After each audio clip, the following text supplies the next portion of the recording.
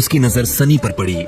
सनी ने भी उसे देखा और चालाकी से मुस्कुराते हुए बोला, ओहो, देखो तो जरा कौन आया है। तुम्हारी हिम्मत कैसे हुई आने की?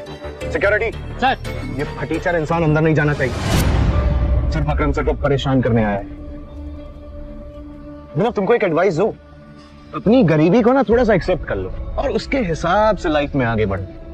अब तुम्हारे पिताजी अकरम सर की गाड़ी चलाते थे तो उसका मतलब ये थोड़ी हुआ कि वो दोनों दोस्त हो गए। अब जब तुम्हारे पिताजी को उनके आगे पीछे घूमने से कोई फायदा नहीं हुआ तो तुमको कैसे हो सकता है उनके आगे पीछे घूमने से? सनी की बात सुन अभिनव को गुस्सा आ रहा था। वो सनी की बदतमीजी से तंग आ गया था। वो चाहता तो उसे मुक्के से जवाब दे सकता था, लेकिन उसने अपना फोन निकालना बेहतर समझा। वो अकरम को फोन मिलाने वाला था, पर इससे पहले कि वो अकरम को फोन मिला पाता, ये आप लोग क्या कर रहे हो? ये मेरे साथ है। Want to say something? आप जा सकते हो, आप मेरे साथ चलो। ये देख सनी के होश उड़ गए। उस दिन पार्टी में और यहाँ भी अभिनव ने सनी को गलत साबित कर दिया था। तुम्हें अकरम ने बताया कि मैं आप क्यों आया हूँ? ये सुनते ही जेनी के कान खड़े हो गए। अभिनव जैसा आदमी जो यहाँ नौकरी लेने के लिए आया था, वो अकरम को अकरम कहकर बुला रहा था। जेनी ने इस सवाल का कोई जवाब नहीं दिया। जवाब नहीं दिया तुमने मेरी बात का?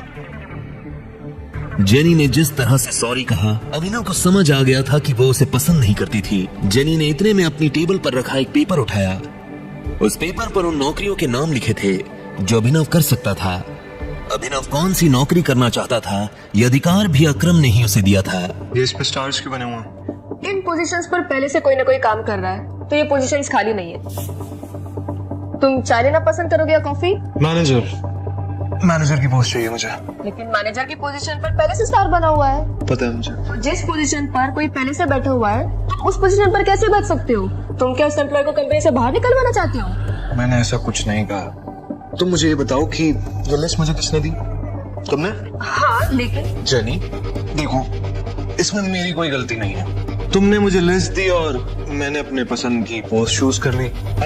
आगे क्या करना है वो तुम। वो जो मांग रहा था सोच समझ कर मांग रहा था। वैसे तो पूरी कंपनी ही उसकी थी। वो जल्द से जल्द इसे संभालना चाहता था। ठीक है मिस्टर अभिनव, मुझे आपकी कुछ जानकारियों की जरूरत पड़ने वाली है। कल से आपका ऑफिस शुरू हो जाएगा। Perfect, thank you. लेकिन मोंटी के आ जाने से पहले वो ऐसा कुछ नहीं कर सकता था। ऐसे में उसने मैनेजर की पोस्ट ही मांग ली थी ताकि वो अनन्या और उसके माता पिता के सामने अपनी काबिलियत साबित कर सके। सनी को अभी भी समझ नहीं आ रहा था कि आखिर अभिनव वहां क्या लेने आया था। उधर अभिनव को लगा कि अब कल से नौकरी पर जाने के लिए उसे नए कपड़ों की जरूरत पड़ने वाली है। कपड़ों के साथ साथ उसे अपना फोन भी बदलने की जरूरत थी। अकरम का दिया हुआ चेक उसकी जेब में ही रखा हुआ था। अब क्योंकि अनन्या के माता पिता आए हुए थे तो उनको और हरदेव पाल को दिखाने के लिए अभिनव जानता था कि उसे उनके साथ उन्हीं के घर में रहना पड़ेगा और नौकरों के कमरे में सोना पड़ेगा। लेकिन वो इतनी आसानी से हार नहीं मानने वाला था। वो ये साबित कर देने वाला था कि वो इस दुनिया का सबसे बेस्ट दामाद है। अभिनव अपना चेक से पैसा निकालने के लिए बैंक चला आया। मुझे वो चेक से पैसे निकलना। तभी उसकी नजर प्रणव से मिली। प्रणव उन लोगों में से था जो अभिनव की गरीबी का मजाक उड़ाया करता था। अरे देखो तो कौन आया है। प्रणव खुद एक बैंकर था। वो अरबपति तो नहीं था, लेकिन उसके पास अच्छी खासी दौलत थी। वो अभिनव को इसलिए जानता था क्योंकि अभिनव अक्सर इस बैंक में डिलीवरी के काम के लिए आया करता था। हालांकि वो दिखने में अभिनव के आगे कुछ नहीं लगता था, लेकिन उसमें और अभिनव में एक ही फर्क था, गरीबी का। चेक से तुम्हें पता है ना, इस बैंक में चेक से पैसे निकालने के लिए सिर्फ और सिर्फ बड़ी रकम निकाली जा सकती है। मेरा रकम बहुत बड़ा है, इसलिए यहाँ पे निकल भी नहीं पाएंगे, इसलिए मैं मैनेजर से मिलना चाहता हूँ। तुम्हें इसकी जरूरत नहीं पड़ेगी, बताओ चेक मुझे। प्रणव ने बिना देखे अभिनव और बाकी लोगों की आंखों के सामने चेक फाड़ दिया। अबे दिमाग खराब है क्या तुम्हारा? ये क्या किया? सिक्योरिटी, इस आदमी को बाहर निकलवाओ यहाँ से। फर्जी चेक लेकर बैंक में आता है, बैंक वालों को बेवकूफ समझता है। पुलिस बुलाकर अभी अंदर करवा दूंगा तुझे, लेकिन ऐसे। प्रणव और बाकी लोगों को अभिनव को इस हाल में देखकर बड़ा मजा आ रहा था। क्या हो रहा है? यह आवाज और किसी की नहीं बल्कि बलराज की थी। उसने अभिनव को दूर से ही पहचान लिया था। बलराज को देखते ही अभिनव की जान में जान आ गई। अब कोई उसका कुछ नहीं बिगाड़ सकता था।